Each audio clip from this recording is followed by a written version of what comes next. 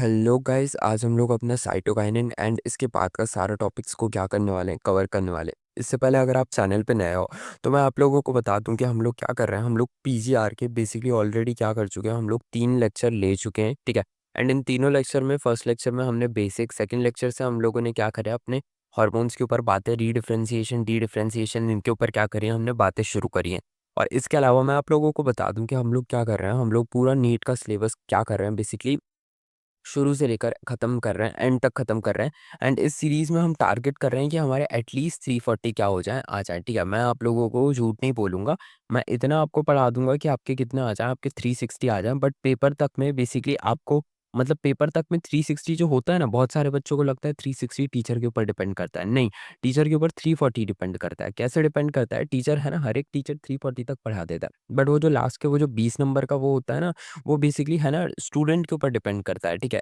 मैंने अपने टाइम पे भी दिया था, ठीक है, और मेरे साथ भी ऐसा ही हुआ था। आखिरी में मतलब जहाँ पे मैं तुम्हें अपना केस बताऊँ, मेरे है ना क्या मेरे क्लास में हमेशा 320 तक आते थे। बट मेरे नीट के एग्ज़ाम में मेरे एंडिंग में मेरे कितने आ गए थे, मेरे बायो के अंदर 360 आ गए थे, ठीक है। और जो मेरी क्लास में बेसिकली बहुत सारे बच्चे थे जिनके हमेशा से बायो में 330, 340 आए, तो उनके 340 आकर वो क्या हो गए थे, वो 340 पे अटक गए थे। तो मैं ये पर्सनली मेरा बिलीव है, ठीक है, कि बेसिकली आपका जो एग्ज़ाम है तो उसमें आपके कितने मार्क्स, मतलब 340 तक टीचर के हाथ में, 360 एक स्टूडेंट के हाथ में। वो जो लास्ट के 20 नंबर होते हैं ना, वो बेसिकली एक स्टूडेंट के हाथ में होता है।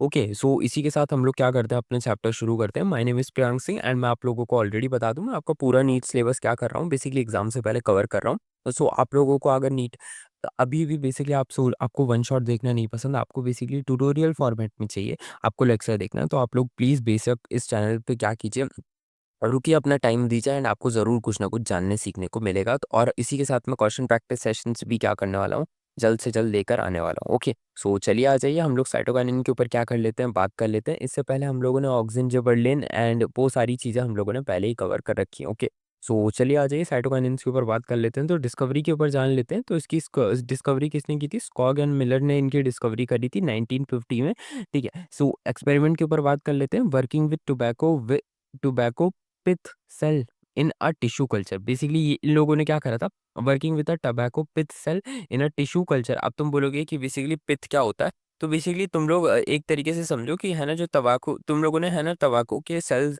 तुम लोगों ने तंबाकू प्लांट देखा है ना, तो उसका जो पिथ एरिया होता है, तुम लोग है ना एनाटॉमी के अंदर ये वाला शब्द पढ़ोगे, ठीक है।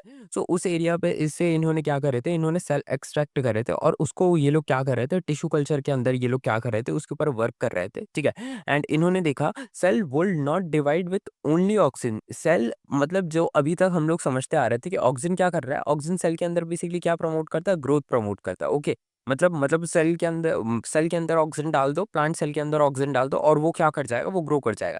लेकिन यहाँ पे हमको एक चीज देखने को मिली कि cell would not divide only with oxygen, मतलब विथ ओनली ऑक्सीजन, मतलब कि सिर्फ ऑक्सीजन डाल दोगे तो इससे बेसिकली क्या होगा, इससे बेसिकली सिर्फ सेल डिवाइड नहीं होगा। इस मतलब इससे हमें ये चीज़ देखने को मिलती है कि कुछ ना कुछ और भी है जो बेसिकली क्या चाहिए, ऑक्सीजन के साथ चाहिए। ओके, सो इन्होंने फिर क्या करा, इन्होंने कोकोनट मिल्क, जिसको हम लिक्विड एंडोस्पर्म बोलते हैं, उसको भी इन्होंने क्या करा, बेसिकली उसके अंदर ऐड करा और देखा कि सेल्स क्या होने लगे, सेल्स बहुत ही फास्टली फास्टली क्या होने लगे, डिवाइड होने लगे, सेल डिवाइड रैपिडली, ठीक है। फिर उन्होंने क्या करा, उन्होंने basically added yeast extract, basically जो ईस्ट के एक्सट्रैक्ट होते हैं उसको डाला और यहाँ पे भी देखा कि सेल क्या होने लगे, डिवाइड होने लगे। अब उन्होंने क्या करा, ऐड डिग्रेडेड डीएनए, बेसिकली इसको हम लोग क्या कहते हैं, डिग्रेडेड डीएनए क्या है, basically autoclaves herring sperm DNA, basically जो हमारी ऑटोक्लेव फिश का, जो हमारी बेसिकली जो हमारी हेयरिंग फिश का क्या था, इन्होंने स्पर्म का डीएनए क्या करा, बेसिकली उसको लिया और उसको भी बेसिकली क्या करा, बेसिकली इन्होंने क्या करा, उससे अंदर बेसिकली जो उनका एक्सपेरिमेंट था, जो जहाँ पे टिश्यू कल्चर कर रहे थे, उसमें क्या करा इन्होंने, थ्रो करा, मतलब उसके अंदर बेसिकली पुट करा और वहाँ पे भी सेल क्या होने लगे, डिवाइड होने लगे। तो देखो, इससे एक चीज़ तो बहुत ज़्यादा अच्छे से हमको समझ आ गई, इनके एक्सपेरिमेंट से हमारे लिए बेसिकली कुछ ऑब्जर्वेशन निकल गई। और जो सबसे इंपॉर्टेंट ऑब्जर्वेशन और जो पहली ऑब्जर्वेशन निकलती है कि cell will not divide with only oxygen, cells हमेशा ऑक्सीजन के साथ ही डिवाइड नहीं करते। ये इनके बेसिकली इस चैप्टर का जो इनका ऑब्जर्वेशन है, जो बेसिकली साइटोकाइनिन का जो बेसिकली एक्सपेरिमेंट है 1950 में हुआ था, स्कॉग एंड मिलर ने करा था। इसकी ये पहली और सबसे इम्पोर्टेंट ऑब्जर्वेशन है कि सेल हमेशा ऑक्सीजन के साथ क्या करते हैं, डिवाइड नहीं करते। बहुत सारे बच्चों को लगता है ऑक्सीजन ऑक्सीजन से सेल डिवाइड कर जाएगा, ऐसा नहीं होता। ओके, आगे बढ़ते हैं। सिर्फ मतलब ऐसा हमेशा ज़रूरी नहीं है कि सिर्फ ओनली ऑक्सीजन के साथ सेल क्या कर जाए, डिवाइड कर जाए। डिस्कवरी के ऊपर बात कर लेते हैं। Isolated active substance from DNA, इन्होंने क्या करा, बेसिकली उस एक्टिव सब्सटेंस को क्या करा, डीएनए से क्या करा, आइसोलेट करा और उसको इन्होंने नाम दे दिया काइनेटिन। काइनेटिन क्या होता है, फर्स्ट साइटोकाइनिन ये क्या था, डिस्कवर था। और बेसिकली ये आपको याद रखना है, काइनेटिन ही क्या था, बेसिकली हमारा पहला क्या था, साइटोकाइनिन था जिसको हमने डिस्कवर करा था। काइनेटिन क्या है, काइनेटिन एक सिंथेटिक क्या है, बेसिकली साइटोकाइनिन है, जो कि बेसिकली क्या मिलता है, जो कि फाउंड मतलब प्लांट्स में क्या करता है, बेसिकली नेचुरली क्या करा जाता है, मिलता नहीं है, ठीक है। देखो इसके बाद क्या हुआ, लेटर जब डिस्कवरी हुई तो क्या हो गया, जो आपके नेचुरल साइटोकाइनिन थे ये भी बेसिकली क्या मिल गया आपको, प्लांट में क्या कर गए, बेसिकली देखने को मिल गए, ठीक है। एंड इसमें आता है हमारा जियाटिन। जियाटिन क्या था, फर्स्ट नेचुरल साइटोकाइनिन था। ये बेसिकली कॉर्न या फिर मेज के प्लांट से क्या कर गया था, आपको मिल गया था, और इसी वजह से हम इनको जिया मेज भी क्या कहते हैं। आगे बढ़ा जाए, आगे बढ़ते हैं, हम लोग टाइप्स ऑफ साइटोकाइनिन के ऊपर बात कर लेते हैं। तो देखो नेचुरल साइटोकाइनिन भी होते हैं हमारे पास, और एक और होते हैं हमारे पास सिंथेटिक साइटोकाइनिन। मतलब एक तरीके से जो नेचर ने बना रखे हैं और जो ह्यूमन ने बना रखे हैं। ओके, तो जियाटिन कौन सा है, जियाटिन है हमारा मोस्ट अबंडेंट नेचुरल साइटोकाइनिन है। ये बेसिकली किससे मिलता है, ये मेज से मिलता है।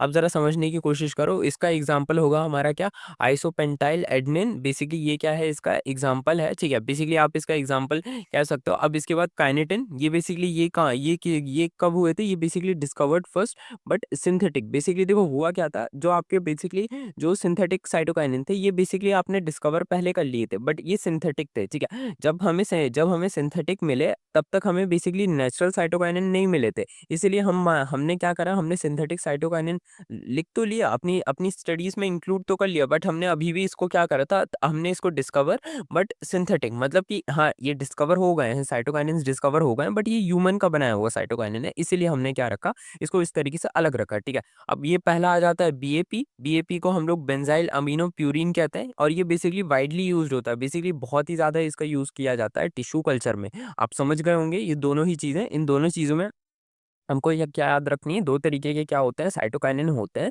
और एक पहला होता है हमारा नेचुरल होता है, दूसरा हमारा होता है सिंथेटिक होता है। इसमें से पहला कौन-सा मिला था, तो पहला देखो सिंथेटिक मिला था, और नेचुरल वाला हमको क्या मिला था, हमको नेचुरल वाला ना बाद में मिला था। लेकिन हमने क्या करा, हमने बेसिकली क्योंकि जो पहला साइटोकाइनिन था वो क्या था, मेन मेड था। इसीलिए हम लोगों ने अपनी क्या करी, हम लोगों ने अपनी रिसर्च को क्या रखा, चालू रखा। एंड हमको क्या मिल गया, हमको लेटर ऑन क्या मिल गया, बेसिकली हमें क्या मिल गया, हमें एक नेचुरल क्या मिल गया, साइटोकाइनिन देखने को मिल गया, जिसका नाम हमने जियाटिन रख दिया। और इसका इसका इसको बेसिकली आप लोग केमिकली क्या कहोगे, इसको आप लोग कहोगे बेसिकली आइसोपेंटाइल एडेनिन, ठीक है, जिसको हम आईपीए भी कहते हैं, ठीक है। अब आगे बढ़ते हैं, साइट ऑफ सिंथेसिस के ऊपर बात कर लेते हैं। तो कहाँ मिलता है, रूट एपिकल मेरिस्टम में आपको ये क्या देखने को मिल जाएगा, बेसिकली देखने को मिल जाएगा। और रूट्स ना इसकी प्राइमरी क्या होती हैं, साइट्स होती हैं। डेवलपिंग सीड्स में मिल जाएगा, यंग फ्रूट्स में मिल जाएगा, and transported upward through xylem. Basically ये चीज़ आप लोगों को बहुत ध्यान में रखनी है कि बेसिकली जो आपके क्या थे, जो आपका ऑक्सिन था, जो ऑक्सिन था, ऑक्सिन को क्या चाहिए रहता है, ऑक्सिन को आप लोग मुझे कमेंट में लिखोगे, क्या ऑक्सिन को बेसिकली ट्रांसपोर्ट के लिए जाइलम चाहिए या नहीं चाहिए, ये चीज़ आप मुझे कमेंट में लिख के बताओगे। एंड इसके बारे में जान लेते हैं कि बेसिकली इसको क्या चाहिए रहती है, इसको है ना जाइलम चाहिए रहता है, अपवर्ड मूवमेंट के लिए इसको जाइलम चाहिए रहता है। एंड ये वाला क्वेश्चन जो मैंने अभी आप लोगों से पूछा है, ये मैं आप लोगों को बता चुका हूँ, इसीलिए आप लोग मुझे इसका आंसर कमेंट में बताओगे। और ये एक्रोपीटल में होता है, मतलब एक्रोपी एक होता है बेसिपीटल होता है, जिसमें हम लोग क्या करते हैं, जिसमें हम लोग टॉप से लेके क्या जाते हैं, बॉटम पे जाते हैं, ठीक है। एक एक्रोपीटल होता है जिसमें हम लोग बॉटम से लेकर क्या जाते हैं, टॉप पे जाते हैं। इसी को यहाँ पे बेस टू एपेक्स लिखा है, और वहाँ पे क्या लिखा था, एपेक्स टू बेस लिखा है, ठीक है। सो ये चीज़ आपको याद रखनी है। बेसिकली जो हमारे जाइलम थे उसमें क्या था, उसमें बेसिकली हाँ सॉरी बेसिकली जो हमारा ऑक्सिन था, ऑक्सिन में हमारा क्या था, बेसिपीटल था। ओके, सो इसको हम लोग क्या करेंगे, इसको थोड़ा-सा हम लोग इरेज़ वगैरह कर देंगे। इसकी कोई बेसिकली ज़रूरत नहीं है। मैं आप लोगों को बस समझाने के लिए, आप लोगों की मेमोरी को फिर से एक बार रिवाइज़ कराने के लिए मैं ये कर रहा था, ठीक है। आई होप आप लोगों ने पहले के लेक्चर्स देखे होंगे, तो ये सारी चीज़ें आप लोगों को देखने की क्या मतलब, ये सारी चीज़ें आप लोगों को कुछ बताने की ज़रूरत नहीं पड़ रही होगी, क्योंकि मैं ये समझ के चल रहा हूँ कि अब एट द टाइम आप लोग जब लेक्चर देख रहे हैं, तो आप लोग इसको पूरी तरीके से करने के लिए ही देख रहे होंगे। आप सिर्फ़ लेक्चर देख के उसको मतलब अपने मन से वो नहीं कर रहे होंगे। ऐसा कई बच्चे करते हैं ना कि उन्हें वो लेक्चर देख लेते हैं एक फॉर्मेलिटी की तरह, सोचते हैं कि अब हमको चैप्टर आ गया, नहीं, आपने आपने लेक्चर देख लिया, अच्छी बात है, बहुत अच्छी बात है। लेक्चर को क्या करो, याद करो, ठीक है? लेक्चर को जो भी आपने देखा है, ठीक है? उसको याद करो, बिना याद करे मत जाओ एंड उसके बाद ना उसकी क्या कर लो, थोड़े बहुत है ना क्वेश्चन कर लो। मैं ये नहीं बोल रहा कि 100-200 क्वेश्चन कर लो, क्योंकि उतना तो टाइम ही नहीं बचा है। आप अपनी नेसेसरी के हिसाब से क्या करो, कुछ क्वेश्चंस तो करो, वरना आपका क्या हो जाएगा, वरना आप बिल्कुल क्या कर पाओगे, आगे नहीं बढ़ पाओगे, है ना? अगर आप क्या करोगे, अगर आप क्वेश्चन नहीं करोगे तो आप बेसिकली आगे नहीं बढ़ पाओगे। तो वही चीज़ मेरे को आप लोगों से कहनी है कि आप लोग भी क्या करा करो, क्वेश्चन करा करो, है ना? मतलब क्वेश्चन करोगे तभी जाके आप लोगों का क्या हो पाएगा, कुछ हो पाएगा। सो चलिए आ जाइए, आगे बढ़ते हैं। अब यहाँ पे हम लोग क्या करेंगे, यहाँ पे हम लोग बेसिकली इसके फिजियोलॉजिकल इफेक्ट्स के ऊपर क्या कर लेते हैं, बात कर लेते हैं। तो पहला निकल के आता है हमारा सेल डिवीजन, ये पहला फिजियोलॉजिकल इफेक्ट है। तो इसको हम लोग साइटोकाइनेसिस बोलते हैं, जिसका प्राइमरी मतलब जो हमारे बेसिकली क्या है, ये हमारा इसका क्या है, प्राइमरी फंक्शन है। तो ज़रा समझ लेते हैं, ज़रा हम लोग क्या कर लेते हैं, समझ लेते हैं। तो ये देखो इफेक्ट्स के ऊपर हम लोग बात करते हैं। तो ये सेल डिवीजन को क्या करता है, बेसिकली प्रमोट करता है, जिसको हम साइटोकाइनेसिस भी बोलते हैं। और ये एसेंशियल होता है किसके लिए, माइटोसिस के लिए क्या होता है, ये बहुत एसेंशियल होता है। ओके, अब ज़रा मैकेनिज्म के ऊपर बात कर लेते हैं। तो ये बेसिकली क्या करता है, ये ऑक्सिन की प्रेजेंस में वर्क करता है। तो ऑक्सिन और साइटोकाइनिन दोनों मिल के क्या करते हैं, सेल डिवीजन को प्रमोट करते हैं। यही चीज़ इन्होंने क्या करी थी, अपने ऑब्जर्वेशन में लिखी थी कि auxin alone do not promote क्या, बेसिकली सेल डिवीजन, है ना? ऑक्सिन अकेला ही क्या करता है, सेल डिवीजन नहीं प्रमोट करता, ऑक्सिन को कुछ और चीज भी चाहिए। तो यही चीज बेसिकली यहाँ पे लिखी गई है। अब जरा समझने की कोशिश करो, cytokinin alone is less effective, वही चीज है जो मैंने अभी आप लोगों से बोली थी कि बेसिकली ये दोनों अकेले अकेले क्या है, अनइफेक्टिव है। ओके, अब जरा नीट के इंपॉर्टेंट के ऊपर बात कर लेते हैं। तो cytokinin comes from cytokinesis, basically जो आप साइटोकाइनिन सुनते ही हो, ये बेसिकली कहाँ से आया, ये बेसिकली साइटोकाइनेसिस से आया। एंड साइटोकाइनेसिस का मतलब ही होता है सेल डिवीजन। मतलब इन्होंने बेसिकली ये जो आपका बेसिकली पीजीआर है, इसका नाम इन्होंने साइटोकाइनिन किसके ऊपर से रख दिया, साइटोकाइनेसिस के ऊपर से रख दिया। एंड हम जानते हैं कि बेसिकली साइटोकाइनेसिस क्या होती है, साइटोकाइनेसिस सेल डिवीजन की एक प्रोसेस होती है। आगे बढ़ा जाए, बेसिकली सेकंड जो इसका स्टेप हो, जो बेसिकली सेकंड इसका फंक्शन होता है, वो होता है ब्रेक अपेकल डोमिनेंस। बेसिकली ये अपेकल डोमिनेंस को क्या करती है, ब्रेक कर देती है। अब जरा समझने की कोशिश करो कैसे। तो इफेक्ट्स के ऊपर बात कर लेते हैं। तो ये बेसिकली क्या करती है, प्रमोट करते हैं लेटरल बर्ड ग्रोथ को, बेसिकली लेटरल बर्ड्स को क्या करती है, प्रमोट करती है। और ये क्या करती है, अपोजिट होता है ऑक्सिन का। ऑक्सिन में हमने देखा था वो प्लांट को क्या कर देता था, बेसिकली बहुत ही लंबा करने की कोशिश कर रहा था। ये बेसिकली ऐसा नहीं होने देता, ठीक है? ये बेसिकली क्या कर रहा है, ये बेसिकली इसकी ऊपर की हाइट छोटी कर रहा है एंड इधर इधर पे ये जो क्या हो रही है, बेसिकली लेटरल ये जो ब्रांचेस आएंगी ना, इसको प्रमोट कर रहा है। समझ रहे हो आप लोग, समझ रहे हो? ओके, सो अब मैकेनिज्म के ऊपर बात कर लेते हैं, कैसे करता है। तो cytokinin applied to the lateral buds, और ये क्या करता है, बेसिकली ये लेटरल बर्ड्स पे अप्लाई करते हैं तो ये ओवरकम करता है basically auxin inhibition. Basically auxin यहाँ पे बनता है, टिप पे बनता है।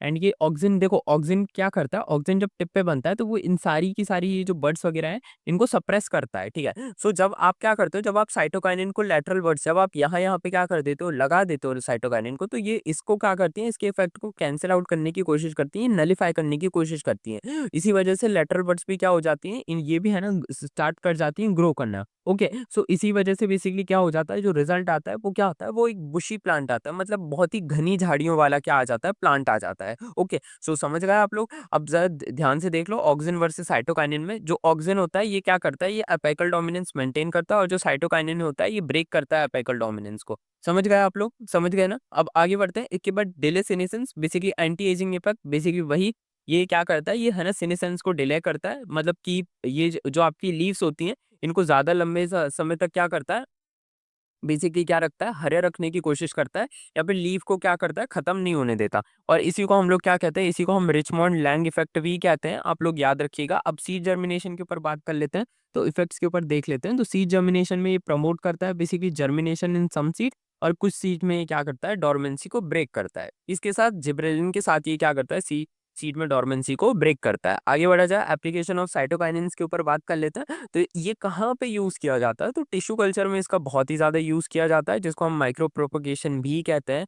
ये इसकी सबसे इंपॉर्टेंट एप्लीकेशन होती है। अब ऑक्सिन साइटोकाइनिन रेशो ये क्या करता है, बेसिकली ये कंट्रोल करता है बेसिकली ऑर्गन का फॉर्मेशन इन प्लांट, आप लोग याद रखोगे।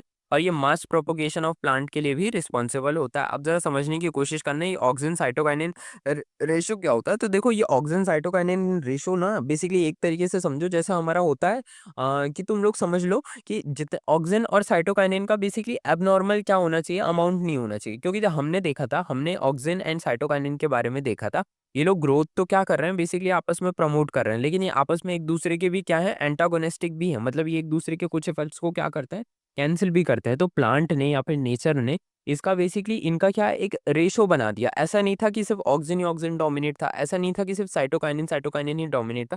इनका एक रेशो होता है, वो रेशो क्या होता है, रिस्पॉन्सिबल होता है बेसिकली किसके लिए, बेसिकली किसके लिए रिस्पॉन्सिबल होता है, तुम लोग जल्दी से बता दो। ऑर्गन फॉर्मेशन के लिए क्या होता है, रिस्पॉन्सिबल होता है। शेल्फ लाइफ के ऊपर बात कर लेते हैं। तो अप्लाई, अब जरा ध्यान से देखने की कोशिश करो।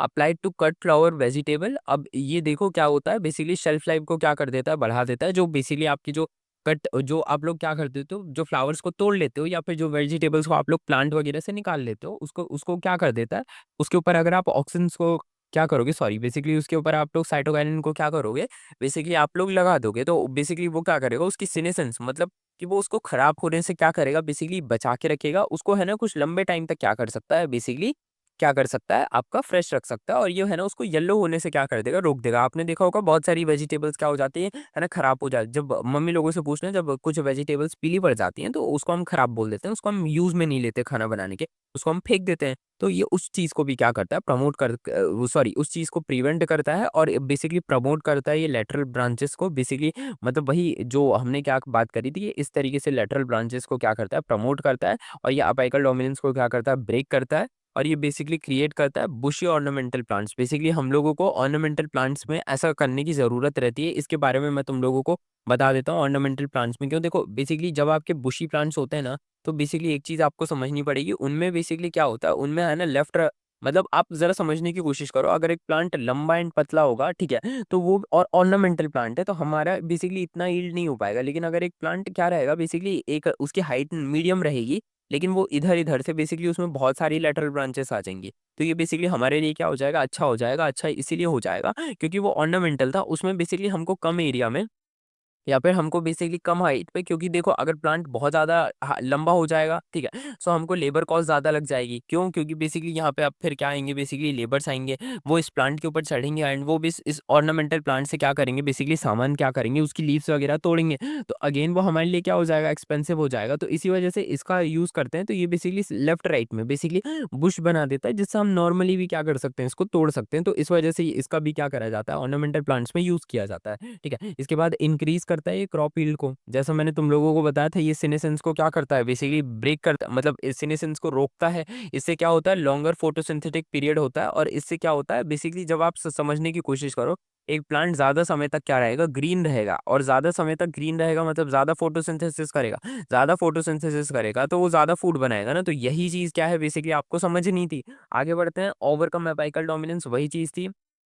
ये क्या करता है, ये प्रमोट करता है मल्टीपल शूट्स को। और इसका हम लोग यूज़ करते हैं हॉर्टिकल्चर में, क्या करते हैं, यूज़ करते हैं। आगे बढ़ते हैं। Interaction with other hormones, basically आप ज़रा समझने की कोशिश करना, इसका है ना हम इंटरैक्शन भी जानने वाले हैं।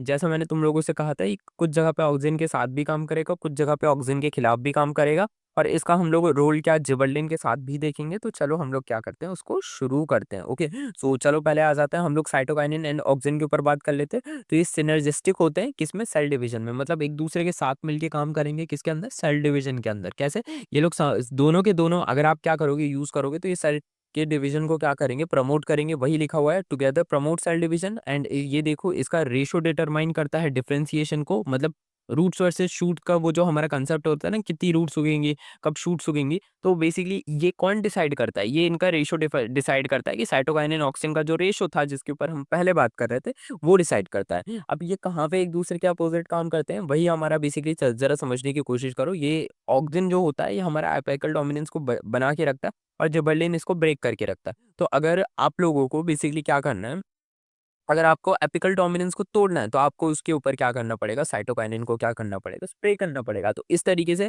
ये दोनों एक दूसरे के एंटागोनिस्टिक भी क्या करते हैं, काम करते हैं। अब जरा समझने की कोशिश करना, साइटोकाइनिन प्लस जिबरेलिन ये क्या करते हैं, ये दोनों के दोनों आपस में क्या करते हैं, ये सीनेसेंस को ही क्या करते हैं, डिले करते हैं। और ये ग्रोथ को क्या करते हैं, प्रमोट करते हैं। ओके, सो ये याद रखना कि ये सीनेसेंस को क्या करेंगे, बेसिकली डिले कर देंगे एंड ग्रोथ को क्या कर देंगे, प्रमोट कर देंगे। आगे बढ़ते हैं, नीट के कुछ इंपॉर्टेंट पॉइंट्स के ऊपर जान लेते हैं। फिर इसके बाद हम लोग क्या करेंगे, बेसिकली इसके बाद हम लोग एब्सिसिक एसिड को क्या करेंगे, शुरू करेंगे। ओके, सो चलो आ जाओ। एब्सिसिक एसिड को शुरू करने से पहले हम लोग कुछ इंपॉर्टेंट पॉइंट्स जान लेते हैं साइटोकाइनिन के ऊपर। तो पहले इसको किसने डिस्कवर करा था, इसको स्कॉग एंड मिलर ने डिस्कवर करा था। किसके अंदर, तंबाकू प्लांट के अंदर डिस्कवर करा था। और काइनेटिन क्या था, काइनेटिन हमारा पहला साइटोकाइनिन था जिसको बेसिकली जो सिंथेटिक था। इसके बाद जो जियाटिन था, ये बेसिकली हमारा मोस्ट अबंडेंट नेचुरल साइटोकाइनिन था। ओके, अब ये सिंथेसाइज कहाँ पे होते हैं, रूट्स के अंदर होते हैं, और ये है ना अपवर्ड क्या होता है, अपवर्ड की तरफ बेसिकली ऊपर की तरफ क्या होता है, ट्रांसपोर्ट किए जाते हैं, किसके थ्रू, जाइलम के थ्रू, ये चीज याद रखेंगे। और ये सेल डिवीजन को प्रमोट करते हैं, इसी वजह से बेसिकली इसका जो प्राइमरी फंक्शन है वो है क्या, साइटोकाइनेसिस, ये इनका प्राइमरी फंक्शन है। और जो बेसिकली इस साइटोकाइनेसिस इनका प्राइमरी फंक्शन है, इसी से हमने इनका क्या रख दिया, नाम भी रख दिया।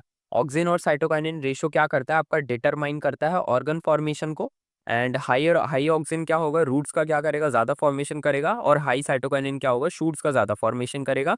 एंड एपिकल डोमिनेंस को ये क्या कर देंगे, ब्रेक कर देंगे, जो कि अपोजिट होता है किसका, ऑक्सिन का। दोनों मिलके क्या करते हैं, दोनों मिलके बेसिकली क्या करते हैं, ग्रोथ को सपोर्ट करते हैं, बट दोनों एक दूसरे के क्या करते हैं, अपोजिट भी काम कर सकते हैं। आगे बढ़ा जाए, इसके बाद वही चीज है, डिले सेनेसेंस, बेसिकली क्या करते हैं, ये सेनेसेंस को रोकते हैं। और ये नेचुरल क्या जो न्यूट्रिएंट्स का क्या होता है उसको मोबिलाइज करते हैं, न्यूट्रिएंट्स का जो बेसिकली मोबिलाइजेशन होता है ये करते हैं, ठीक है। इसके अलावा इनको टिश्यू कल्चर में यूज करते हैं, और माइक्रो प्रोपोगेशन में भी क्या करते हैं, हम इनका यूज करते हैं। और ये एक्सटेंड करते हैं शेल्फ लाइफ किसकी, जो मैंने तुम लोगों को बताया था, फ्लावर्स एंड वेजिटेबल की। जो फ्लावर को हम तोड़ देते हैं, या फिर जो वेजिटेबल को हम जल्दी प्लांट से निकाल लेते हैं, उसको जल्दी खराब ना होने के लिए, क्योंकि ऐसा होता है कि जो फार्मर्स होते हैं वो बेसिकली वेजिटेबल्स को तोड़ देते हैं, ठीक है। उसके बाद उनको है ना बेसिकली जो मार्केट होता है वो उनके घर से बहुत दूर होता है, मतलब आपने सुना होगा ना, मंडी वगैरह बहुत दूर रहती है, तो तब तक के लिए बेसिकली फार्मर्स क्या करते हैं, उसके ऊपर बेसिकली हमारा क्या लगा देते हैं, साइटोकाइनिन लगा देते हैं, ताकि ये येलोइश ना हो जाए। ओके, एंटागोनिस्टिक होते हैं ऑक्सिन के साथ बेसिकली किसमें, हमारे एपिकल डोमिनेंस में, और सिनर्जिस्टिक होते हैं ऑक्सिन के साथ बेसिकली किसके अंदर, सेल डिवीजन के अंदर। ये दोनों पॉइंट याद रखेंगे, आगे बढ़ते हैं। एंड अब हम लोग अपना क्या स्टार्ट कर देते हैं, एब्सिसिक एसिड को भी क्या कर देंगे, स्टार्ट कर देंगे। सो आई होप तुम लोग रेडी होंगे, क्योंकि भाई मैं तो बिल्कुल है ना क्या हूँ, बेसिकली रेडी हूँ। एब्सिसिक एसिड को भी हम लोग क्या करते हैं, शुरू करते हैं। एंड चलिए आ जाइए, हम लोग एब्सिसिक एसिड को भी क्या करते हैं, अपना शुरू करते हैं। ये एब्सिसिक एसिड को हम लोग शुरू कर चुके हैं, तो यहाँ पे मैं अपनी इंक का कलर चेंज कर देता हूँ। एंड चलिए आ जाइए, हम लोग एब्सिसिक एसिड के ऊपर बात करते हैं। तो एब्सिसिक एसिड, जिसको हम ए भी बोलते हैं, इसको हम स्ट्रेस हार्मोन बोलते हैं। ये नीट का सबसे इंपॉर्टेंट नेम है, बेसिकली ये चीज़ आपको याद रखनी है, most important name for NEET. Basically बार बार आपसे स्ट्रेस हार्मोन पूछेंगे, एंड आप कंफ्यूज मत हो जाना कि एब्सिसिक एसिड जो आपका ए होता है उसी को हम क्या कहते हैं, एब्सिसिक एसिड को ही हम स्ट्रेस हार्मोन कहते हैं। अब इसका साइट ऑफ सिंथेसिस आप याद रखेंगे, ऑलमोस्ट है ना हर एक प्लांट के पार्ट के अंदर क्या करता है, बेसिकली सिंथेसाइज होता है, मतलब almost all plant part can synthesize. हमारा ए बी है, जो ए बी है उसको सारे के सारे प्लांट के पार्ट क्या कर सकते हैं, सिंथेसाइज कर सकते हैं। और ये क्या करता है, लीफ को बेसिकली मेच्योर लीफ का जो बेसिकली जो मेच्योर लीफ होती हैं वही इनका सिंथेसिस का मेन एरिया होती है। इसके बाद रूट्स भी होती हैं, रूट्स में स्पेशली जो अंडर क्या होती हैं, वाटर स्ट्रेस होती है, वो वाली रूट्स होती हैं। और stem, fruit and seed, basically एक तरीके से आप कह सकते हो पूरा प्लांट ही इसको क्या कर सकता है, बेसिकली सिंथेसाइज कर सकता है। बट जो मेन एरिया होगा वो मेच्योर लीफ होगा। ट्रांसपोर्टेशन के ऊपर बात कर लेते हैं। तो ये क्या कर सकती हैं, ये है ना मूव कर सकती हैं through xylem and phloem. Basically xylem and phloem के थ्रू क्या कर सकती हैं, मूव कर सकती हैं, किस डायरेक्शन में, बोथ डायरेक्शन में। अब जरा समझने की कोशिश करना, रैपिड ट्रांसपोर्टेशन ड्यूरिंग क्या, स्ट्रेस कंडीशन। बेसिकली ये स्ट्रेस कंडीशन में है ना रैपिडली क्या करते हैं, मूव करते हैं, ठीक है, उस जगह की तरफ मूव करते हैं जहाँ पे क्या रहती है, इसकी नीड रहती है। तो आई होप तुमको क्या हो चुका होगा, क्लियर हो चुका होगा। आगे बढ़ा जाए, बेसिकली इसको हम स्ट्रेस हार्मोन कहते हैं, ये इसका सबसे इंपॉर्टेंट फंक्शन होता है। अब क्यों, बेसिकली देखने की क्या करो, समझने की कोशिश करो। बेसिकली इसको हम स्ट्रेस हार्मोन इसीलिए बोलते हैं क्योंकि एबीए लेवल क्या हो जाते हैं, इंक्रीज हो जाते हैं रैपिडली, थोड़े बहुत भी नहीं, बहुत ज्यादा इंक्रीज होते हैं, रैपिडली इंक्रीज होते हैं अंडर स्ट्रेस कंडीशन। अब स्ट्रेस कंडीशन कौन सी हो सकती है, वाटर स्ट्रेस हमारा मेनली था, मतलब जब सूखा पड़ जाए तब बेसिकली एबीए क्या हो जाएगा, बेसिकली आ जाएगा, ठीक है। मतलब प्लांट क्या करेगा, उसको बहुत तेजी से बनाएगा। या फिर टेम्परेचर क्या हो जाए, बेसिकली फिर से क्या हो जाए, बहुत ज्यादा क्या हो जाए, बढ़ जाए, ठीक है। इसके अलावा कोल्ड स्ट्रेस और क्या हो जाए, सलाइनिटी आ जाए, मतलब पानी खारा हो जाए, ठीक है। और कोल्ड स्ट्रेस, अब बहुत सारे बच्चे बोलते हैं कि बेसिकली है ना कोल्ड से प्लांट को क्या बेसिकली क्या प्रॉब्लम हो सकती है। देखो कोल्ड से प्लांट को क्या हो जाती है, प्रॉब्लम हो जाती है, वो कोल्ड है, ठीक है, वो बेसिकली ठंडी जगह है, वहां पे पानी की अबंडेंस नहीं है। बेसिकली आप लोग समझते हो कि कोल्ड में प्लांट को कोई दिक्कत नहीं होती, नहीं नहीं, कोल्ड में दिक्कत होती है भाई। क्या कहते हैं कोल्ड, आप समझने की कोशिश करो, कोल्ड स्ट्रेस भी वाटर स्ट्रेस की तरह होता है। दोनों में इनको क्या हो जाती है, दोनों में इनको पानी की क्या हो जाती है, दिक्कत पड़ जाती है, एक तरीके से लेने देने पड़ जाते हैं, मतलब क्या हो जाता है, प्रॉब्लम आ जाती है। तो इसी वजह से कोल्ड स्ट्रेस को, मतलब कोल्ड को, एक्सट्रीम कोल्ड को भी हम एक तरीके से प्लांट के लिए स्ट्रेस ही काउंट करते हैं। आगे बढ़ा जाए, रिस्पॉन्स टू वाटर स्ट्रेस, ये लोग वाटर के स्ट्रेस के लिए कैसे रिस्पॉन्स करते हैं। तो ड्यूरिंग ग्रोथ क्या करता है, रूट सिंथेसाइज करता है आपका एबीए। जब सूखा पड़ता है तो आपकी रूट्स क्या करती हैं, एबीए को सिंथेसाइज कर देती हैं। एबीए क्या करता है, एबीए है ना लीव्स की तरफ जाता है और ये बेसिकली क्या करता है, स्ट्रेस रिस्पॉन्स को क्या करता है, ट्रिगर करता है। क्या करता है, स्ट्रेस रिस्पॉन्स को ट्रिगर करता है। और फिर इससे क्या हो जाता है, इससे बेसिकली आपकी जो स्टोमेटल क्लोजर है ये बेसिकली हो जाता है। देखो अभी आपका एबीए था वो लीफ की तरफ गया, इसने क्या करा, इसने देखो अब समझने की कोशिश करो इसने क्या करा। देखो इसके मैकेनिज्म के ऊपर बात करते हैं तो बेसिकली देखो अंडर वाटर स्ट्रेस क्या हुआ, एबीए सिंथेसाइज हुआ रूट में, आपको पता चल गया जैसे ही सूखा पड़ा ड्रॉथ, जैसी ड्रॉथ कंडीशन है आपकी रूट्स ने क्या बोला कि भाई सूखा पड़ गया है जल्दी से एबीए बनाओ। और जैसे ही उसने एबीए बनाया, एबीए चला गया किसकी तरफ, लीफ की तरफ चला गया। लीफ की तरफ जाते ही बेसिकली क्या हो गया, एबीए ट्रांसपोर्ट है लीफ में, जो आपके गार्ड सेल होते हैं, ठीक है, गार्ड सेल इस तरीके से होते हैं बेसिकली, गार्ड सेल है ना मोटे मोटे सेल्स होते हैं जो बेसिकली स्टोमेटा में इस तरीके से, बेसिकली ये आपके गार्ड सेल्स होंगे और ये स्टोमेटल पोर होता है।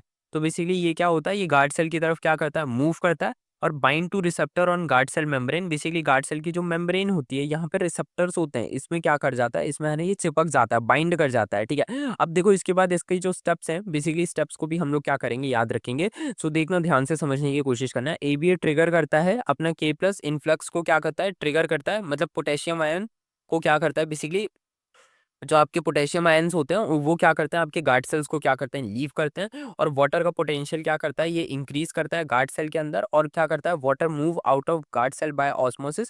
और गार्ड सेल्स का क्या करता है, बेसिकली क्या करता है, वाटर जो होता है वो बेसिकली मूव आउट करता है गार्ड सेल के थ्रू, और गार्ड सेल क्या बन जाता है, बेसिकली फ्लैसिड हो जाता है। और स्टोमेटा को क्या कर दिया जाता है, क्लोज कर दिया जाता है। एक शॉर्ट आंसर दूं मैं इसका, बेसिकली ये क्या करते हैं, ये स्टोमेटा को अगर आप सही से समझने की कोशिश करो, अगर आप लोगों ने पहले ही बेसिकली अगर स्टोमेटा वगैरह के बारे में पढ़ा होगा तो आपको पता होगा कि ये प्लांट में क्या करते हैं, बेसिकली बेसिकली ये लोग क्या करते हैं, ये है ना लीव्स के नीचे क्या होते हैं, प्रेजेंट होते हैं। और ये बेसिकली क्या रिस्पॉन्सिबल होते हैं, ये प्लांट से है ना थोड़ा थोड़ा स्टोमेटल पोर से क्या होता रहता है, थोड़ा थोड़ा है ना बेसिकली वाटर क्या हो जाता है, इवेपोरेट होता रहता है, वाटर थोड़ा सा इवेपोरेट होता है। तो नॉर्मल जगह नॉर्मल टाइम पे तो ये ठीक है, नॉर्मल नॉर्मल टाइम पे कोई दिक्कत नहीं है। लेकिन जब बेसिकली पानी की कमी है ना आपके पास, आपके प्लांट में पानी की कमी है, तो जब प्लांट में पानी की कमी है तो बेसिकली आप वाटर का क्यों लॉस कर रहे हो, प्लांट प्लांट का लॉजिक ही यही है कि भाई पानी की कमी है, पानी पता नहीं कब मिलेगा, तो ये वाटर का लॉस क्यों करना, और वाटर का लॉस ना करना है। इसी वजह से प्लांट क्या करता है, प्लांट है ना स्टोमेटा को भी क्या करता है, बेसिकली क्लोज कर देता है। बोलता है अब मैं सिर्फ पानी का पानी क्या करूंगा, बचाऊंगा। इसी वजह से गार्ड क्या कर देता है, बेसिकली आपके गार्ड सेल को भी क्या कर दिया जाता है, क्लोज कर दिया जाता है। तो ये लॉजिक क्या रहता है, बेसिकली रहता है, ठीक है। आई होप तुम लोग क्या हो गए होंगे, अच्छे से समझ कर होंगे। आगे बढ़ा जाए, इसके बाद रिजल्ट में देख लो, क्या हो जाती है, रिड्यूस हो जाती है आपकी ट्रांसपिरेशन, ठीक है। ट्रांसपिरेशन को हम वाटर लॉस कहते हैं। अब ये क्या करता है, कंजर्व करता है बेसिकली वाटर को ड्यूरिंग ड्रॉथ, और ये वही बेसिकली वाटर को कंजर्व करता है, और ये प्रिवेंट करता है विटिंग को, क्या करता है, प्रिवेंट करता है। नीट के पॉइंट्स आप लोगों को याद रखने हैं। एबीए क्या होता है, एंटागोनिस्टिक होता है साइटोकाइनिन का इन स्टोमेटल रेगुलेशन। साइटोकाइनिन क्या करता है, वो बोलता है स्टोमेटा को कि भाई तू खुल जा। एवीए क्या होता है, एवीए बोलता है कि साइटोकाइनिन का अपोजिट बोलता है कि भाई तू बंद हो जा, जल्दी से बंद हो जा, ठीक है। साइटोकाइनिन क्या करता है, बेसिकली स्टोमेटल क्या करता है, ओपनिंग को प्रमोट करता है, और एबीए क्या करता है, इसका उल्टा ही करता है, वो स्टोमेटल क्लोजर को क्या करता है, प्रमोट करता है। ओके, आगे बढ़ा जाए। इसके बाद हम लोग बात कर लेते हैं सीड डोरमेंसी के ऊपर, क्या कर लेते हैं, बात कर लेते हैं। तो ये क्या करता है, ये सीड डोरमेंसी को क्या करता है, बचा के रखता है, मेंटेन करता है सीड डोरमेंसी को, और ये प्रिवेंट करता है प्रीमेच्योर जर्मिनेशन को।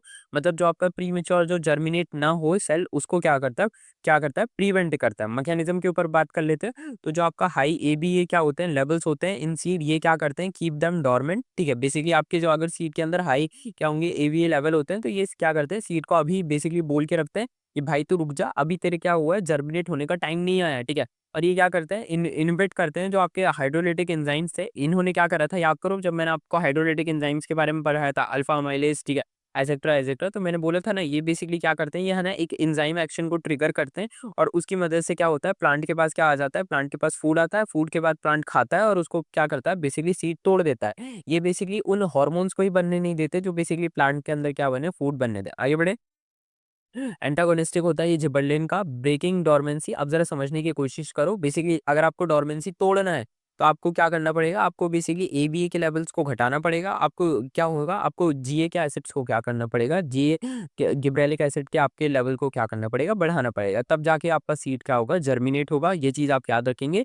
जो एब्सिसिक एसिड है और जो आपका गिब्रेलिक एसिड है, ये एक दूसरे के क्या है, एंटागोनिस्टिक है, एक दूसरे के अपोजिट है, या फिर नैलिफाइंग इफेक्ट क्या करते हैं, ये शो करते हैं। जब पहला जो आपका एबीए होता है, ये डोरमेंसी को मेंटेन करता है, और जो आपका गिब्रेलिक एसिड होता है, ये बेसिकली क्या करता है, ये है ना डोरमेंसी को तोड़ देता है। आगे बढ़ते हैं। इनहिबिट्स सीड जर्मिनेशन वही जो मैंने आप लोगों से कहा था बेसिकली इफेक्ट देखो जरा समझने की कोशिश करो, ये prevent germination under favourable condition, ठीक है, even under favourable condition basically अगर आपकी फेवरेबल कंडीशन है तब भी क्या करते हैं बेसिकली ये प्रिवेंट करते हैं, ठीक है, जनरे क्या करने को बेसिकली आपकी जर्मिनेशन को, ये ensure germination at a right time. इनके हिसाब से बेसिकली जर्मिनेशन क्या होना चाहिए कि राइट टाइम पे होना चाहिए, ठीक है। एप्लीकेशन अब जरा समझने की कोशिश करो, इसकी वजह से क्या हो जाता है जो आपके सीड्स होते हैं वो एडवर्स कंडीशन में, मतलब जो बहुत ही बेकार कंडीशंस होती हैं वहां पे भी क्या हो सकते हैं, सरवाइव कर सकते हैं, ठीक है। मतलब उस टाइम पे प्लांट आप खुद खुद सोचने की कोशिश करो, अगर वो क्या है बहुत ही मतलब ड्राई कंडीशन में प्लांट क्या कर जाए, सीड जर्मिनेट कर जाए, तो उसको पानी नहीं मिलेगा तब तो जाहिर सी बात है मर जाएगा। इससे अच्छा बेसिकली बारिश आने दो, बारिश पे क्या करो, प्लांट को क्या करो, ग्रो करने दो,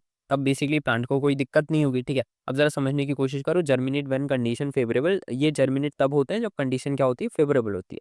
आगे बढ़ा जाए, एब्सिसिक एसिड बेसिकली ये क्या होता है, एब्सिसिक एसिड के ऊपर बात कर लेते हैं, तो लीफ और फ्रूट के ऊपर इनका क्या इफेक्ट होता है, अब इसके ऊपर भी हम लोग क्या करते हैं, थोड़ी सी बात करते हैं। ओके, फिर इसके बाद हम लोग जरा inhibit growth and promote root and antagonistic के ऊपर बात करेंगे, एंड हमारा एब्सिसिक एसिड भी क्या हो जाएगा, खत्म हो जाएगा। इसके बाद हम लोग क्या करेंगे, इसके बाद हम लोग इथाइलिन के ऊपर क्या करेंगे, बात करेंगे। ओके, सो चलिए आ जाइए, हम लोग एब्सिसिक एसिड भी क्या करने वाले हैं, हम लोग खत्म करने वाले हैं। सो पहली चीज निकल के आती है, लीफ एंड फ्रूट के ऊपर बात कर लेते हैं, तो जरा ध्यान से देखने की कोशिश करो, ये प्रमोट क्या करता है, एब्सिसेशन बेसिकली, मतलब ये क्या करते हैं, ये सेपरेशन ऑफ ऑर्गन्स करते हैं, मतलब क्या, आप जरा समझने की कोशिश करो, ये क्या करते हैं, ऑर्गन्स को क्या करते हैं, सेपरेशन करते हैं, ठीक है। और इसको हम लोगों ने क्या करा था, ओरिजिनली नेम दिया था, हमने क्या करा था, हमने बेसिकली जो आपका एब्सेशन था ओरिजिनली हमने नेम दिया था फॉर दिस फंक्शन, ठीक है। हम लोग ये जो एब्सेशन करते हैं इसके बाद ही हम लोगों ने इसका क्या नाम रख दिया था, हम लोगों ने इसका नाम रख दिया था एब्सिसिक एसिड नाम रख दिया था। ओके, अब जरा समझने की कोशिश करते हैं, मैकेनिज्म के ऊपर बात कर लेते हैं, ठीक है। अब ये क्या करते हैं, ये है ना एब्सेशन लेयर को क्या करते हैं, फॉर्म करते हैं,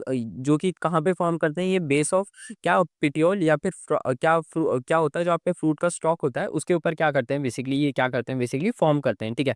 सेल इन एब्सेशन लेयर क्या करते हैं, ये प्रोड्यूस करते हैं एक एंजाइम को प्रोड्यूस करते हैं जिसको हम लोग बोलते हैं पैक्टिनेस या फिर सेल्यूलेस। बेसिकली ये क्या करते हैं, ये दोनों ही एंजाइम क्या करते हैं, प्रोड्यूस करते हैं, और ये क्या करते हैं, ये ब्रेक डाउन करते हैं सेल वॉल का, और ऑर्गन्स क्या होते हैं बेसिकली आपके फॉल ऑफ हो जाते हैं, मतलब ऑर्गन क्या हो जाता है, गिर जाता है, ठीक है, इस तरीके से होता है। अब जरा समझने की कोशिश करो, बेसिकली लीफ या फिर फ्रूट फॉल हम इसी को कहते हैं। अब यहाँ पे जो ऑर्गन हो रही है, ये ऑर्गन हमारा किसकी बात कर रहे हैं हम लोग यहाँ पे, बेसिकली ऑर्गन से हमारा मतलब है कि जो आपका बेसिकली आपका फ्लावर है या फिर जो आपका फ्रूट है उसके ऊपर हम लोग क्या कर रहे हैं, बात कर रहे हैं। तो आप बोलोगे कि इसको ऑर्गन से क्यों डिनोट करा गया है, क्योंकि बेसिकली देखो आप लोगों को समझना पड़ेगा, बेसिकली जो आपका फ्रूट होता है, ठीक है, वो उसे राइपन ओवरी कहते हैं। आप लोग मॉर्फोलॉजी वगैरह में पढ़ोगे तो उसको राइपन ओवरी कहते हैं। और ओवरी क्या है, ओवरी एक रिप्रोडक्टिव ऑर्गन है ना, इसीलिए बेसिकली यहाँ पे क्या करा जा रहा है, ऑर्गन जैसा वर्ड यूज करा जा रहा है, ठीक है। एंड फ्लावर क्या होता है, फ्लावर एक रिप्रोडक्टिव स्ट्रक्चर होता है जो बेसिकली किसको अट्रैक्ट करने के लिए बनाया जाता है, इंसेक्ट्स को, मेनली इंसेक्ट्स को अट्रैक्ट करने के लिए बनाया जाता है, ठीक है।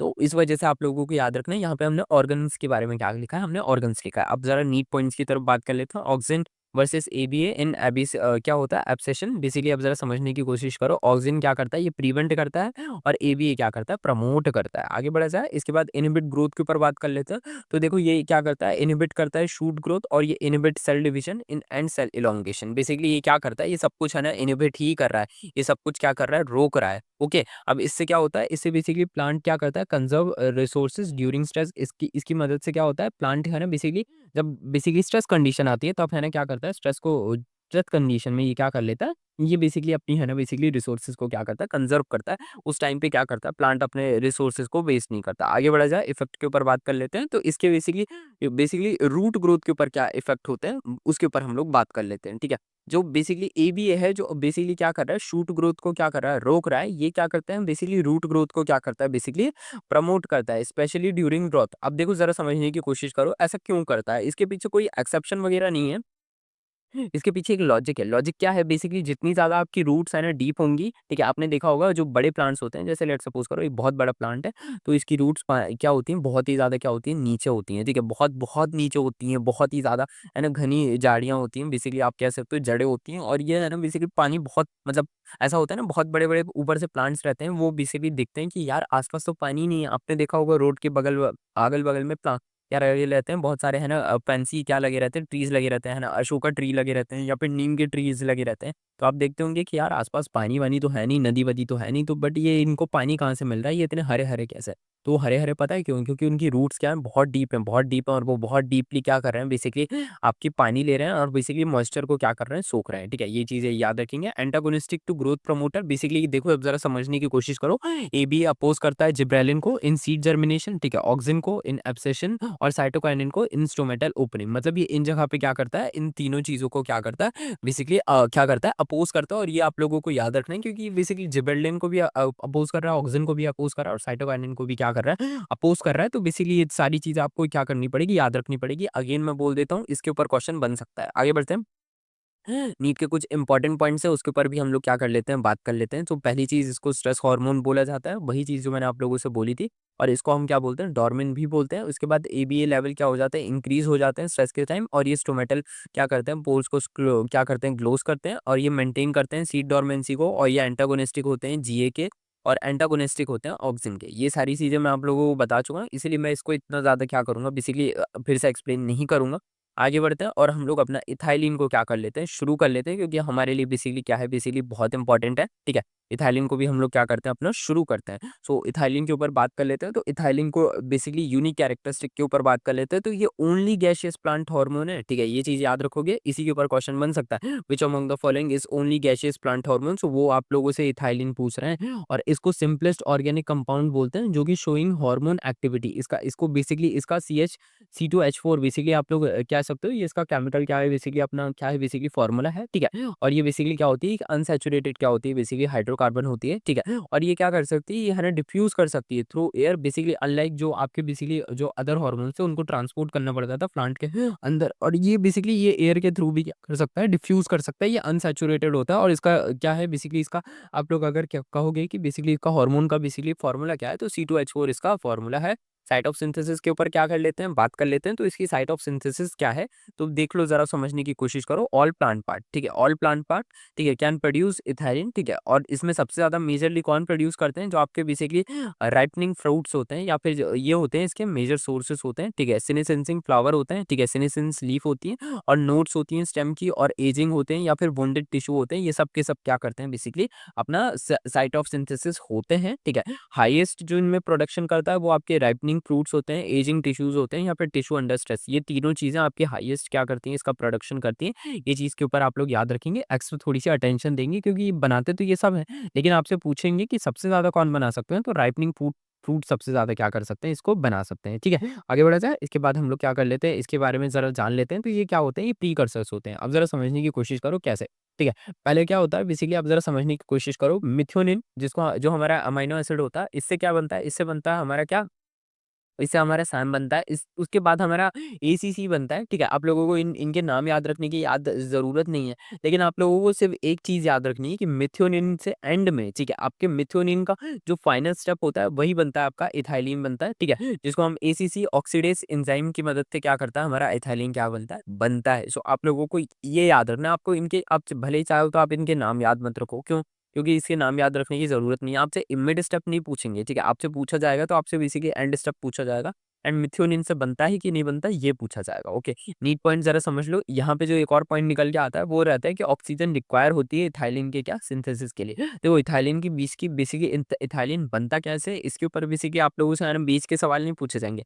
आपसे ये ज़रूर पूछा जाएगा, लेकिन इथाइलिन में ऑक्सीजन लगता है कि नहीं लगता, और इथाइलिन बनता है तो वो पहला उसका जो फर्स्ट चीज़ जिसकी रिक्वायरमेंट होती है, वो क्या रहती है।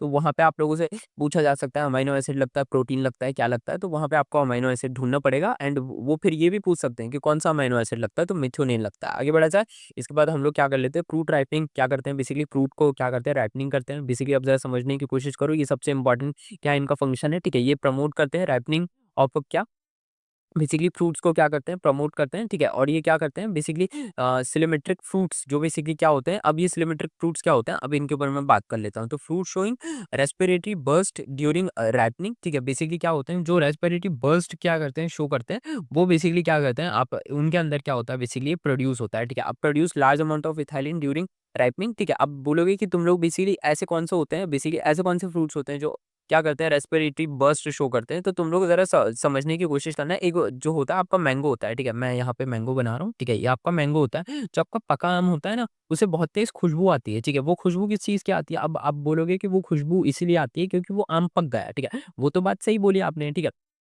वो बात सही बोली, लेकिन अगर आप उसी पके आम को क्या करोगे, आस-पास क्या कर दोगे, कच्चे आम के साथ रख दोगे और उसको ढाँक दोगे, ठीक है? उसको ढाँक दोगे, आप एक क्या करो, आप एक कंटेनर, मतलब कंटेनर नहीं, आप एक दलिया वगैरह के अंदर आप लोग क्या करो, बेसिकली एक एक्सपेरिमेंट कर सकते हो। आप लोग एक पके आम को बेसिकली कच्चे आम के आस-पास रखो एंड बेसिकली उसको ढाँक दो। तो बेसिकली आप देखोगे कि बेसिकली वो सारे के सारे आम से क्या आने लगेगी, बेसिकली जो कच्चे आम हैं, उनसे भी क्या आने लगेगी कि पके आम की खुशबू आने लगेगी, ठीक है? एंड धीरे-धीरे ये सारे के सारे पक जाएँगे। वो कैसे पक रहे हैं, ठीक है? इसी को लो तो हम बोलते हैं रेस्पिरेटरी बस्ट, मतलब इथाइलिन क्या हो रहा है, देखो हमने यहाँ पे पढ़ा था कि नहीं पढ़ा था? कि इथाइलिन क्या होता है, एयर से भी क्या कर जाता है, डिफ्यूज़ कर जाता है। तो वो जो आपका पका हुआ आम था, बेसिकली उसने क्या करा अपने आस-पास, इथाइलिन तो ये बना रहा था क्योंकि ये तो र र राइपनिंग फ्रूट था। तो इसने बेसिकली इथाइलिन बनाया और इथाइलिन हवा में क्या कर गया, डिफ्यूज़ कर गया, ठीक है? एंड क्योंकि आपने इसको क्या कर रखा था, कवर कर रखा था, तो ये ऊपर तो जा नहीं सकता। अब इसके अगल-बगल में क्या है, बेसिकली कच्चे आम है। तो ये कच्चे आम के अंदर क्या कर गया, एंटर कर गया। इसीलिए कच्चे आमों से भी क्या आने लगती है, बेसिकली पके हुए आम की खुशबू आने लगती है और वो भी क्या होते हैं, पकने लगते हैं। तो ये चीज़ आप याद रखेंगे। इसी को हम लोग क्या बोलते हैं, रेस्पिरेटरी बर्स्ट कहते हैं। ये शायद आपके एनसीईआरटी में नहीं है, बट ये कांसेप्ट बहुत ज़रूरी है क्योंकि बेसिकली आप लोगों को बताया जाता है ये थाइलिन क्या करता है, फ्रूट का बेसिकली राइपनिंग को क्या करता है, प्रमोट करता है। लेकिन कैसे करता है वो ये है, ठीक है? आप लोगों को आई होप समझ आ चुका होगा। एग्ज़ाम्पल में देख लेते हैं, mango, banana, apple, tomato, papaya and avocado, इन सभी के अंदर रेस्पिरेटरी बर्स्ट होता है। अब तुम लोगों के दिमाग में एक सवाल आ रहा होगा कि फिर ऐसा क्यों नहीं, ट्री के साथ क्यों नहीं होता? मतलब तुम बोलोगे कि एक लेट्स सपोज़ करो, ये आपका एक पेड़ है, ठीक है? ये आपका एक पेड़ है, ठीक है? पेड़ में यहाँ पे क्या लगा हुआ है? यहाँ पे आपका एक पका हुआ मैंगो लगा हुआ है, ठीक है? और यहाँ पे एक कच्चा मैंगो लगा हुआ है। तो बेसिकली ये फिर क्यों नहीं पक जाते? तो देखो ज़रा समझने की कोशिश करो। ये दूर है, ठीक है? और बेसिकली पेड़ के आस-पास क्या है, पेड़ कवर नहीं है, उसके आस-पास क्या है, फ्री एनवायरनमेंट है। मतलब यहाँ पे आस-पास क्या है, बेसिकली सिर्फ़ पूरी की पूरी स्मेल यहाँ थोड़ी ना, इस क कच्चे हुए आम के पास थोड़ी ना जाएगी, वो तो हवा में क्या हो जाएगी, क्या हो जाएगी, उड़ जाएगी, ठीक है? इसी वजह से क्या होता है, बेसिकली वो पहुँच नहीं पाता। और दूसरी चीज़ ये होती है कि ऑक्सीजन हवा से क्या करता है, डिफ्यूज़ करता है। तो यहाँ पे बेसिकली एनवायरनमेंट है ना, यहाँ पे तो एक फ्री एनवायरनमेंट है। आप जब घर वाला एक्सपेरिमेंट कर रहे थे, तो उसमें आपने ऊपर से क्या रखा था, इसको ढाँक दिया था। लेकिन यहाँ पे ऐसा थोड़ी ना आपने करा, तो इसी वजह से ये क्या उड़ जाता है, एनवायरनमेंट में उड़ जाता है, इसके पास नहीं आ पाता। और दूसरी चीज़ ये होती है क्योंकि बेसिकली हमारा बेसिकली क्या होता है, जो हमारा बेसिकली हमारा जो हार्मोन होता है, वो इथाइलिन जो हार्मोन होता है, वो बेसिकली क्या करता है, ये है ना बेसिकली आपके किसी चीज़ से के थ्रू बेसिकली क्या कर पाता है, ट्रैवल नहीं करता है, ये सिर्फ़ हवा के थ्रू जाता है। तो इसी वजह से ये क्या करता है, हवा में उड़ जाता है रेदर देन ये किसी और के पास पहुँचने से, ठीक है? इसको प्लांट ट्रांसपोर्ट नहीं कर पाता है। सो आई होप तुमको क्लियर हो चुका होगा, ripening change caused by ethylene. अब वो ये वही चीज़ है बेसिकली जो मैंने आप लोगों को बताई थी। अब इसमें देखो, राइपनिंग में कुछ चेंजेस होते हैं जो कि ये कॉज़ करता है, कलर चेंज करता है, बेसिकली क्लोरोफिल का ब्रेक डाउन करता है, ठीक है? किसमें? ठीक है, कैरोटीनॉइड्स में बेसिकली एंथोसायनिन्स का क्या करता है, बेसिकली क्लोरोफिल को तोड़ देता है एंड इनका क्या करता है, सिंथेसिस करता है। सॉफ्टनिंग के बारे में जान लेते हैं, तो ये क्या करता है, बेसिकली पैक्टिनेज ब्रेक होता है, ठीक है? ब्रेक डाउन होता है किसमें? पैक्टिन के अंदर, सेल वॉल के अंदर। अब शुगर का इंक्रीज़ करता है, ठीक है? स्टार्च से शुगर बना देता है जो कि स्वीटनेस को बढ़ा देते हैं, ठीक है? अरोमा का डेवलपमेंट करता है और एसिड को क्या करता है, डिक्रीज़ करता है, ठीक है? आगे बढ़ते हैं। अब देखो ट्रिपल रिस्पॉन्स, अब ज़रा समझने की कोशिश करो ट्रिपल रिस्पॉन्स क्या होता है? अब ज़रा इसको भी समझने की कोशिश करेंगे एंड इसके बाद हम लोग क्या करेंगे, बेसिकली इसके इंपॉर्टेंट पॉइंट्स देखेंगे एंड एब्सेशन के ऊपर बात करेंगे एंड उसके बाद सीनेसेंस के ऊपर बात करेंगे, डोरमेंसी के ऊपर बात करेंगे, फ्लावरिंग के ऊपर और फेमिनाइजेशन के ऊपर बात करेंगे एंड इसके थोड़े बहुत एप्लीकेशंस जान लेंगे, इनका थोड़ा-सा वो जान लेंगे, तीनों का मतलब कंपैरिज़न जानेंगे एंड इसके बाद हम लोग क्या करेंगे, बेसिकली हम लोग कुछ इंपॉर्टेंट पॉइंट्स जान के हम लोग इस चैप्टर को भी क्या कर देंगे, बेसिकली क्या कर देंगे, खत्म कर देंगे। ओके, सो चलिए अभी तो हम लोग क्या है, बेसिकली अभी तो हम लोगों को क्या करना है, इस चैप्टर को करना है, ठीक है? सो यहाँ पे हम लोग ट्रिपल रिस्पॉन्स के ऊपर क्या कर लेते हैं, बात कर लेते हैं। तो ट्रिपल रिस्पॉन्स में पहली चीज़ निकल के आती है, ये क्या करते हैं, ये रिड्यूस करते हैं स्टेम एलोंगेशन को, मतलब स्टेम की ग्रोथ को क्या करते हैं, स्लो करते हैं या स्टॉप करते हैं। उसके बाद ये क्या करते हैं, बेसिकली प्लांट को ये क्या बना देते हैं, शॉर्टर बना देते हैं या फिर इंक्रीज़ करते हैं। बेसिकली आपका क्या करते हैं, रेडियल क्या करते हैं, स्वेलिंग को क्या करते हैं, इंक्रीज़ करते हैं। मतलब स्टेम को क्या करते हैं, ये जो आपकी स्टेम्स होती हैं, जो आस-पास स्टेम लगी है, इसको क्या कर देते हैं, थिक बना देते हैं और क्या करते हैं, रेडियल एक्सपेंशन, मतलब इनकी ग्रोथ को भी क्या कर देते हैं, बढ़ा देते हैं। आगे बढ़ते हैं, एब्नॉर्मल हॉरिजॉन्टल ग्रोथ। अब ज़रा इसको समझने की कोशिश करो। Seedling grow horizontal instead of vertical. मतलब सीडलिंग को ये क्या करते हैं, ये बेसिकली हॉरिजॉन्टल ग्रो करते हैं इंस्टेड ऑफ वर्टिकल और इससे क्या होता है, नेगेटिव जियोट्रॉपिज्म का क्या हो जाता है, लॉस हो जाता है। ये तीनों पॉइंट्स याद रखेंगे। अब देखो ये कहाँ देखने को मिल जाता है, ये बेसिकली आप लोगों को देखने को मिल जाता है जब आप किसी प्लांट को क्या करोगे, बेसिकली डार्कली ग्रोन मतलब क्या करोगे आप उसको सनलाइट के क्या करोगे, बेसिकली आप लोग उसको सनलाइट में नहीं ग्रो करोगे, तब क्या होगा बेसिकली, तब है ना बेसिकली इसको ये आपको ये इफेक्ट देखने को मिल जाएगा। नीट पॉइंट्स के लिए, नीट के लिए क्या इंपॉर्टेंट है, इसको हम लोग यूज़ कर सकते हैं डिटेक्शन के लिए एंड मेजर करने के लिए कि कितना इथाइलिन क्या हुआ है, प्रोड्यूस हुआ है, इसको हम ट्रिपल रिस्पॉन्स कहते हैं। आगे बढ़ा जाए, इसके बाद हम लोग क्या करते हैं, एब्सेशन के ऊपर क्या कर लेते हैं, बात कर लेते हैं। तो बेसिकली एब्सेशन को ध्यान से जान लेते हैं। तो ये बेसिकली क्या करता है, ये बेसिकली प्रमोट करता है abscission of leaf, flower and foods. अब जरा समझने की कोशिश करो कैसे करता है, इसके मैकेनिज्म के ऊपर बात कर लेते हैं। तो इथाइलिन इंड्यूस करता है सिंथेसिस ऑफ सेल्यूलोज, ठीक है, एंड पैक्टिनेज एंजाइम। बेसिकली ये क्या करता है, सेल्यूलोज एंड पैक्टिनेज का क्या करता है, बेसिकली दोनों को ही क्या करता है, बढ़ाता है। बेसिकली बोलता है कि चलो भाई सेल्यूलेज एंड पैक्टिनेज बनाओ। अब ये एंजाइम क्या करते हैं, ये ब्रेक डाउन करते हैं सेल वॉल इन एब्सेशन जोन और ऑर्गन को क्या कर देते हैं, सेपरेट कर देते हैं एंड फॉल कर देते हैं। मतलब भाई ये बेसिकली आपका क्या हो जाएगा, फ्रूट्स वगैरह क्या कर जाते हैं, गिर जाते हैं, ठीक है। इसका एग्जांपल कहाँ मिलेगा आपको, ऑटम लीव्स जो फॉल हो रही हैं, ठीक है, जो फ्लावर ड्रॉप हो रहा है आफ्टर पॉलिनेशन, ठीक है, और जो फ्रूट ड्रॉप हो रहा है, ठीक है, पकने के बाद या ज़्यादा पकने के बाद, ये सब का सब यही कर रहा है, ठीक है। अब आगे बढ़ते हैं, इसके बाद नीट पॉइंट्स को ध्यान से देख लेते हैं। अब ये जो इथाइलिन और एबीए होता है, ये दोनों के दोनों एब्सेशन को प्रमोट करते हैं, ठीक है, और ऑक्सिन क्या करता है, ये एब्सेशन को क्या करता है, प्रिवेंट करता है, ठीक है। सो ये चीज़ आप लोग याद रखेंगे। इसके बाद हम लोग बात कर लेते हैं सीनेसेंस के ऊपर बात करते हैं। सो बेसिकली सीनेसेंस क्या होता है, बेसिकली ये एक्सेलरेट करता है एजिंग प्रोसेस को, मतलब ये प्लांट के अंदर बुढ़ापा जल्दी लाता है। एक तरीके से आप इस तरीके से कह सकते हो। फ्लावर्स में क्या होती है, फ्लावर्स की विटिंग होती है, लीव्स क्या होती हैं, येलो हो जाती हैं, ठीक है, और फ्रूट क्या हो जाता है, ओवर राइप हो जाता है। ये सारे के सारे क्या होते हैं, बेसिकली सीनेसेंस को क्या करते हैं, प्रमोट करते हैं, ठीक है। लीव्स का येलो हो जाना, बेसिकली फ्लावर का जल्दी, फ्रूट का जल्दी जल्दी पक जाना एंड फ्लावर का क्या हो जाना, जल्दी जल्दी झड़ जाना, ठीक है, क्या हो जाना, ये सब के सब क्या करते हैं, बेसिकली अपना किसको प्रमोट करते हैं, अपने सीनेसेंस को प्रमोट करते हैं, जिसको हम एजिंग कहते हैं। अब जरा समझने की कोशिश करो, एग्जाम्पल के ऊपर बात कर लेते हैं। तो cut flower in a close room, ठीक है, बिल्ड फास्टर। बेसिकली ये क्या होंगे, बेसिकली क्या होंगी, बेसिकली आप क्या करो, एक फ्लावर को क्या कर दो, कट कर दो एक क्लोज रूम के अंदर। तो बेसिकली क्या होगा, बेसिकली उसके अंदर सीनेसेंस क्या हो जाएगा, जल्दी जल्दी दिखने लगेगा। बेसिकली क्या होगा, फ्लावर बिल्ट हो जाएगा, ठीक है, और लीव्स क्या हो जाएंगी, येलो क्या हो जाएंगी, जल्दी हो जाएंगे, और ये क्या हो जाएंगी, फॉल हो जाएंगे। तो नीट के लिए इंपॉर्टेंट क्या निकलता है, एंटागोनिस्टिक टू साइटोकाइनिन। देखो साइटोकाइनिन क्या करता है, बेसिकली इथाइलिन क्या करता है, ये प्रमोट करता है सीनेसेंस को। साइटोकाइनिन क्या करता है, ये डिले करता है सीनेसेंस को। सो आई होप तुमको क्या हो चुका होगा, समझ में आ चुका होगा कि ये बेसिकली क्या कर रहा है, ये बेसिकली एंटागोनिस्टिक है साइटोकाइनिन के। ओके, अब हम लोग ब्रेकिंग डोरमेंसी के ऊपर बात करते हैं। ये पॉइंट बहुत ज्यादा क्या कर चुके हैं, हम लोग पढ़ चुके हैं इसी चैप्टर में। सो पहली चीज निकल के आती है, ये बड डोरमेंसी क्या करते हैं, ब्रेक करते हैं बड डोरमेंसी को। और ये क्या करते हैं, सीड डोरमेंसी को भी ब्रेक करते हैं कुछ प्लांट्स के अंदर, इन सम सॉरी बेसिकली इन सम सीड के अंदर सीड डोरमेंसी एंड कुछ प्लांट्स के अंदर ये बड डोरमेंसी को क्या करते हैं, ब्रेक करते हैं। अब जरा समझते हैं बेसिकली कैसे। तो इसका एग्जांपल निकल के आएगा, पोटैटो ट्यूबर्स। इसके अंदर इथाइलिन क्या करता है, बड डोरमेंसी को क्या करता है, तोड़ देता है, और जो स्प्रोटिंग होती है वो बेसिकली कॉज करता है। जो आपके पीनट के सीड होते हैं, इथाइलिन क्या करता है, इसमें प्रमोट करता है जर्मिनेशन को। तो इसी वजह से ये यहाँ पे क्या कर रहा है, सीड डोरमेंसी को क्या कर रहा है, बेसिकली ब्रेक कर रहा है। ये दोनों ही चीजें क्या करता है, कॉज करता है, और ये दोनों ही चीजें इंपॉर्टेंट है, इसको आप लोग याद रखेंगे नीट के पॉइंट के हिसाब से ध्यान सकते हैं, ठीक है। डोरमेंसी में क्या करता है, बेसिकली जो इथाइलिन और जीए होते हैं, ये प्रमोट करते हैं किसको, बेसिकली प्रमोट करते हैं, ठीक है। और ये क्या basically ethylene and GA promote करते हैं बेसिकली ब्रेक डोरमेंसी को, और एबीए क्या करता है, मेंटेन करता है किसको, डोरमेंसी को। ये चीज आप लोग क्या करोगे, याद रखोगे, ओके।